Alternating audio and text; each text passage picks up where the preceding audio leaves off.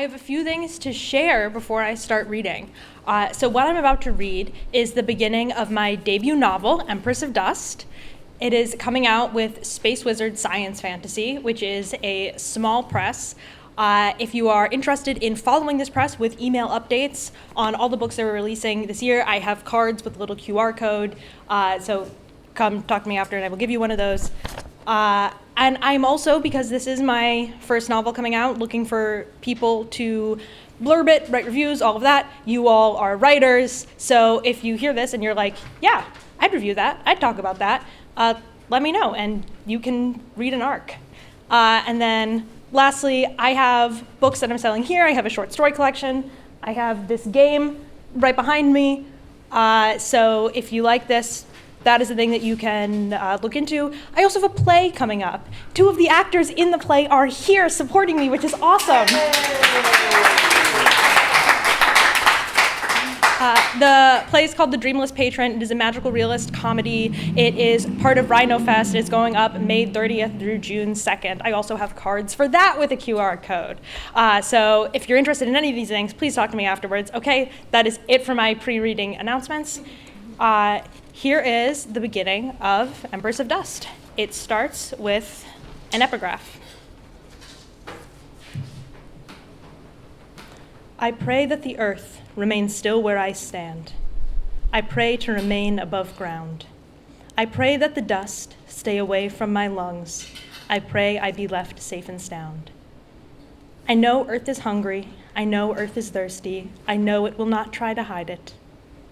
I pray to remain one more day on this earth and not yet be taken inside it. The Earth's Mercy Prayer, transcribed in Legends of Bastion. Chapter 1, A Refined Child. Harvard had a tremor for all 20 years of his life. He'd grown accustomed to always shaking a little, or a lot, when his mother was angry at him, or when he didn't know the answers to a quiz, or when there was a monster trying to eat him. He'd hoped after 2 years of facing desert walkers of all shapes and sizes, he'd learned to face the crabs without fear, but still he turned into a quivering mess before the serpentine creature skittering toward him on spindly legs. Now, Harvard, spray it! But Harvard's body was useless. He fumbled for the canister of vapor he carried in his pack and aimed it at the charging beast, but his trembling hand hardly put any pressure on it. The nozzle only coughed up a pathetic cloud of gas into the dry desert air. Spray it, Princeton commanded again. I can't, he cried as the creature closed in. A hand gripped him by the collar and yanked him backwards, his feet kicking up dust. Someone wrenched the metal cylinder from his hands, scraping his fingers. With a flick of his wrist, Princeton effortlessly turned the canister toward the encroaching beast and gave it a long, hard spray. The white mist shot forward into the gaping mouth of the reptilian monster. It recoiled, whining, scampering back on its insectoid legs. Its top half writhed in fluid spasms, while its angular legs jerked around haphazardly. It gave one more pathetic wheeze before its legs collapsed under it. It twitched in agony, stirring up dust, and finally lay still. Harvard looked on in horror. He'd seen the same sight many times, and it never became any less off-putting. I let you hold the canisters for 2 quaking seconds, and you let this happen! Princeton snapped him back into reality. I tried, Harvard said. It came up behind me, and I didn't see it. Useless piece of garbage, Princeton grumbled, shoving the near-empty canister into Harvard's chest. He didn't protest. He could delude himself, imagining Princeton had been talking about the faulty canister, but he had very little hope that was the case. It was not the first time one of his crew members had easily snatched him from the jaws of death, and if he were being honest with himself, it wouldn't be the last. Leave him, Princeton, Yale said. The 2 turned to see the captain of the Ivies approaching, with Columbia trailing close behind, faces obscured with dust scarves and goggles. Columbia, as always, remained silent, keeping whatever judgments she was making to herself. And Harvard knew she was making judgments. He wasn't sure which embarrassed him more, that Yale had to come to his aid, or that he didn't have an inkling of what Columbia thought about him. At least Princeton made his opinion on the matter clear. "If that thing tore through him, we'd be fending for ourselves without a vapor canister," Princeton said, a little too comfortable with the prospect of Harvard's death. "Well, it didn't," Yale said matter-of-factly. "And be careful with those. We're running low." "Oh, I'm sorry. I should have just let it eat him," Princeton retorted. "Just don't use so much." Yale turned their gaze to Harvard. "You okay?" they asked. Harvard nodded, still clutching the canister to his chest like a talisman. Satisfied, Yale turned away.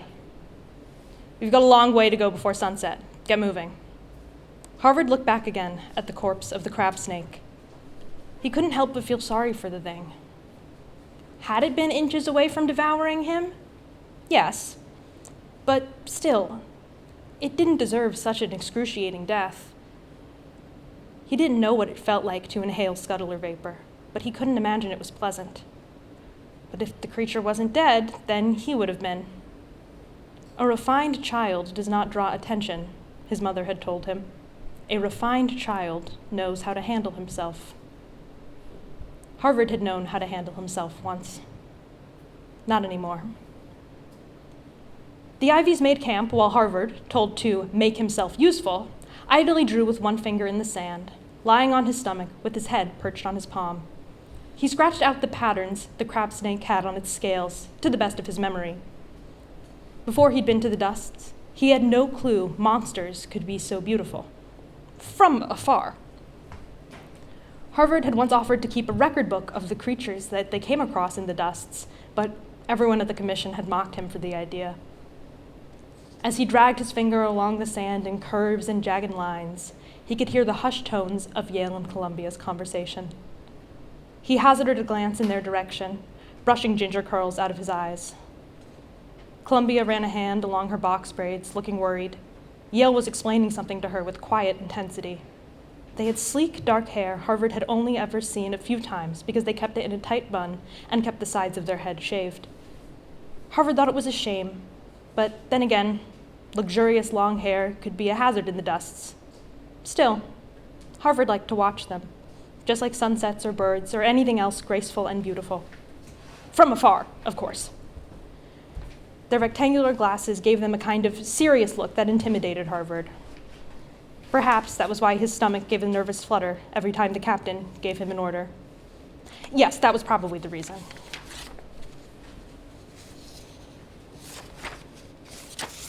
He ached to return to Bastion. They were already due back at the commission and hadn't yet reached quota. This dig had lasted only a few days, and they hadn't found as much as a single silicon chip, a car motor, or anything else the commission would pay for. Harvard was beginning to worry that after years of scavengers like the Ivies, the dusts had finally been picked clean. If there was nothing left in the desert for them to sell, then what would they do?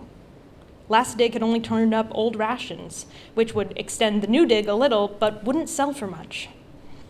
As he fell asleep, shivering under a too-thin blanket on the desert floor, Harvard wished he could have been with Yale and Columbia on their previous scavenging crew. Maybe they would have been friends with him. They were roughly his age, after all, even though his crew sometimes treated him like a child. Maybe he would have learned a thing or two. Learning to be a scavenger was a slow and painful process, but he wished he'd been able to learn when he was younger, not when he was already out here with the real scavenging team, staring scuttlers in the face. Harvard could have sworn, as he drifted off to sleep, he heard Yale muttering the Earth's Mercy prayer. Probably not. Probably it was just the wind. "Right here, guys," Princeton called, working to uncover the structure from underneath the layers of thin rust-colored dust. An angular form looked out of place, jutting from the smooth curves of the sand. The Ivies helped Princeton unearth the find until they discovered a window, ancient glass still preserved. Yale jerked their shoulder back, and their sledgehammer unlatched itself from its holster and slid into their hand. Yale swung the hammer into the window, shattering it easily. The glass was brittle with age, and the screen beyond ripped instantly. None of the protections of newer buildings. This was a very, very old dig. Princeton slipped the rubber grips onto the soles of his boots. A baby scuttler sidled up next to him, no larger than the palm of Harvard's hand, headed for the open window. Though he knew the creature would grow up to be a towering beast, now it was hardly larger than a beetle. Harvard found the babies a bit endearing. They had no idea what behemoths they would grow up to be. They were just little baby crabs with little baby claws. Nasty, Princeton spat, and stomped the creature with his rubber-coated boots. Harvard heard the sickening crack of chitin. He flinched with a quiet shriek, as though he were the one who'd been crushed. Princeton ground his boot in the dust, complaining about getting scuttle or guts on his shoes, before kicking the crushed crab away and ducking into the window, careful to avoid the shattered glass. Harvard looked to Yale for some kind of support, but they were more interested in the sunken building than Princeton's wanton cruelty. How's it look? They asked. Looks like an office building, at least 200 years, Princeton said from inside. We might find some good tech down here. Don't know about vapor canisters, though. This one might be too old. Yale and Columbia both donned their boot grips and followed Princeton into the darkness. Harvard did not follow his crewmates. Harvard was always the one on watch, since his tremor made it difficult for him to safely descend into sunken buildings. He's perceptive, Yale had said by way of justification when they first decided on this. He has a good eye. You can't be serious, Princeton had complained when he thought Harvard couldn't hear their conversation. What, you would rather he go down there with us? Yale had responded. Harvard remembered feeling his stomach sink when he overheard this. Every time he began to convince himself Yale was starting to like him, comments like this proved him wrong. It was only Yale's leadership instincts, Harvard guessed, that kept them repeatedly taking pains to make Harvard feel welcome. In truth, they probably felt just as stuck with Harvard as the others. I don't want to be here either, Harvard wished he could tell them. I wish I wasn't like this. I wish I wasn't holding you back. I wish I hadn't gotten placed with you. I wish that too. But he couldn't say that, of course. What good would it do? Harvard rolled his head from side to side idly, hoping this dig would be more fruitful than the last. He scanned the desert for the sign of an approaching desert walker. Nothing but dust and the sound of wind stirring it up. He sighed and began drawing swirls in the sand with the toe of his boot. At the edge of his vision, something moved. Harvard jumped. He laughed at himself when he saw it was only a baby scuttler meandering towards him. The same one Princeton had stomped, still doggedly making its way for the window, with two crooked legs pointing awkwardly in the wrong direction. You lived! Harvard cried. The crab ignored him, climbing the cracked concrete towards the broken window, but each time it neared the edge, its little legs lost their grip and it slid down, flopping onto the dusty ground. What you trying to do, little guy? Harvard cooed. Leaning down to the little crab, it continued its pathetic attempt to climb. Once again it fell, this time landing awkwardly on its back. Harvard scooped the creature up in his hands. I'm sorry about Princeton. He's like that. I think he'd do the same thing to me if he could. But I have Yale to protect me, he thought, and you're completely on your own. Well, maybe the crab wasn't completely on its own. Maybe it was part of a whole army of huge, mean desert walkers that would one day slaughter them all. This crab was not his friend. Harvard had to remember that. He wanted to help it anyway. He examined its shell, gently petting the crab's back. Its carapace was covered in intricate gray fractals tinged with burgundy, like a knot weaving in and out of itself. Harvard wondered if it would maintain these markings as it grew into adulthood. He never got the chance to look at the big ones up close as they tried to kill him. You're so beautiful, he told the creature. Do you know that? You're the prettiest little crab I've ever seen. Gingerly, he set the crab down on the windowsill. It leapt into the building and scuttled forward with a lopsided, lurching gait. Despite its injury, the little creature moved with remarkable speed. Be careful in there, Harvard called after it as he watched it go, wondering what kind of mission the determined crab could possibly be fulfilling. He glanced around. No desert walkers in sight. Surely it couldn't hurt if he took a peek inside the building to figure out what the little crab was after. He should do what he was told. He knew that. But what if the little crab got hurt again? He couldn't just stand there doing nothing, and he was doing nothing when there was a little creature that might need him. The idea of being needed, even if by an animal that would one day grow into a hulking beast hungering for his flesh, made an aching kind of sensation in his chest. Or Maybe the crab was going to call upon its desert walker compatriots to corner the Ivies. Harvard hadn't thought of that. Had he just put everyone in danger? Then maybe it was his crew that would need him. Harvard scanned the dusts one more time, just to be sure. Nothing but barren, empty sands.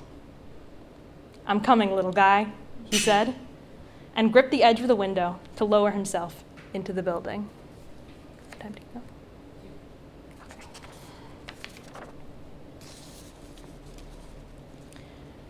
Careful to avoid the broken glass, Harvard clambered into the dark portal. It took him a moment to get his footing. He slid into a desk, which gave a metallic clang. The floor was slanted enough that he struggled to stay upright. Only 3 scavengers were supposed to descend during a dig, so they only had 3 pairs of grips.